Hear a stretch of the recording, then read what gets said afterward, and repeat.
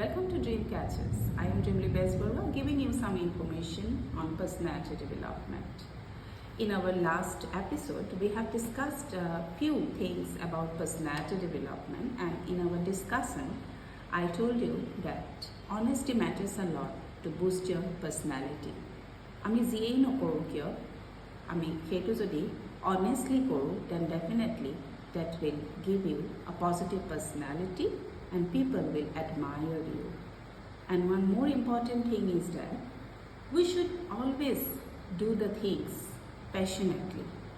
আমি যদি সকলো কাম passionately কৰোঁ, passionately means আমি যেটো কাম কৰোঁ সেইটো যদি আমি একদম ভালকে by heart আমি যদি feel কৰি সেই কামটো কৰোঁ, then definitely we will do the work properly. আমি যেটোৱে নকৰোঁ কিয় আমি ভালদৰে কৰিম আৰু সদায় চেষ্টা কৰিম to give our best in that work.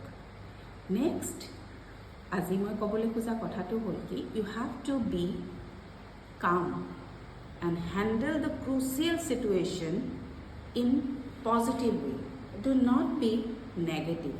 আমাৰ কিছুমান মানুহ আমি আছোঁ বা আছে কিছুমানে কি কৰে যে প্ৰায় কিবা এটা সিচুৱেশ্যন আহিলেই প্ৰথমে ভাবি লয় যে তেওঁ নোৱাৰিব বা কামটো নহ'ব. But it is not necessary that every time আপুনি চিন্তা কৰিব যে আপোনাৰ কামটো নহ'ব and that give a negative personality or like people will feel negative or people will feel bored by staying with you. Always be positive and সেই পজিটিভনেছটো আপোনাক কি কৰিব মানুহক আপোনাৰ সন্মুখত থকা আপোনাৰ লগত কমিউনিকেট কৰি থকাজনক আপোনাৰ পিনে আকৰ্ষণ কৰাত সহায় কৰিব। সেই যে আপোনাৰ পজিটিভ এনাৰ্জিটোৱে বেলেগক আপোনাৰ প্ৰতি আকৰ্ষণ কৰিব আৰু আপোনাৰ পাৰ্চনেলিটিটো ডেফিনেটলি বহুত বুষ্ট হ'ব.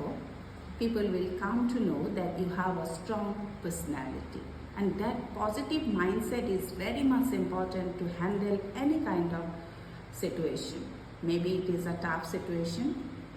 Some people in tough situation they cannot handle the situation. So যেতিয়া আমাৰ লাইফত তেনেকুৱা ধৰণৰ কিছুমান সিচুৱেশ্যন আহে আমি সদায় শান্ত মনেৰে সেইবোৰ হেণ্ডেল কৰিবলৈ চাব লাগে and always be positive in that situation.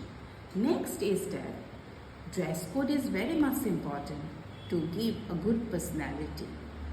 কাৰণ আমি যেতিয়া কৰবালৈ যাওঁ বা কিবা এটা অকেজনত যাওঁ you always have to know where you are going and for which work you are going, as because accordingly you have to dress.